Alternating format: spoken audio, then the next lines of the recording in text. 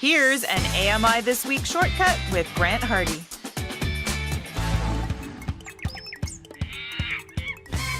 Welcome to Animal Class. I'm here at the Vancouver Aquarium with aquarium interpreter Natalie Graham. Natalie, I'm always fascinated by the fact that people who can see kind of take it for granted that seeing is, the best way to perceive your environment. But other animals sense their environment in many different ways, right? Like different marine creatures, for example. Yeah, absolutely. So our world is completely dynamic with lots of different environments and challenges to face as animals. And sight may not always be the best way to sense your environment. So, for example, dolphins rely very heavily on sound, that echolocation, bouncing sounds off objects. We have, say, snakes that are able to kind of see, quote unquote, using infrareds. They can be heat mapping for their prey if they're trying to find things that are hiding in burrows.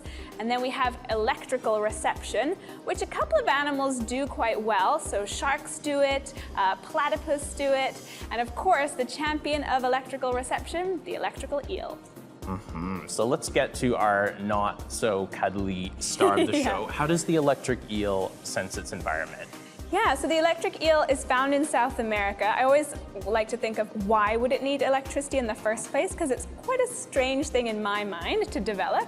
So they live in very murky, muddy waters. So eyesight, definitely not the best tool for them, but electrical reception is really useful because it can be used no matter what lighting, night or day, and they have organs throughout their whole body that send out electrical pulses. What does the electric eel look like? So the electric eel is about a 2-meter long fish, tubular in shape. It has a very long anal fin that goes around pretty much like the whole underside of its body, kind of like a ribbon attached to the base of the fish. And that's really what it's using for movement. It's very small, rippling movements. It's very dark in color because it lives in murky brown water, so it wants to camouflage its own body in case of predators as well. And the electricity is also used to stun their prey, right? Yes, so the sax organ is used to send out small pulses where they're just sensing where a prey item is. So they're sensing for electrical activity being given off by an animal. So your heartbeat at the moment is giving off electrical activity, and any muscle movements you do give off electricity.